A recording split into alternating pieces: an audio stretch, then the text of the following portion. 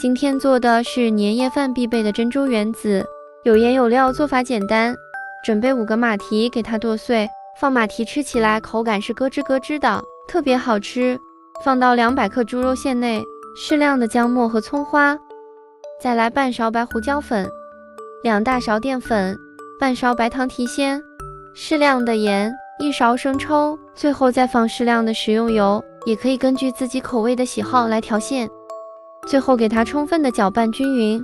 50克糯米提前泡了4个小时，把它里边的水倒掉。下边就开始团圆子，抓一小把肉馅，给它团成小圆球，大小和乒乓球差不多就行。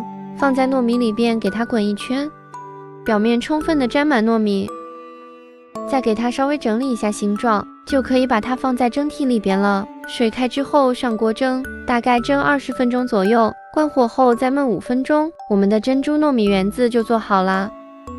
既然是放在年夜饭上吃，那必须给它整个好看的造型，表面带点缀一些红绿色的东西就更完美了。做法是不是超级简单呢？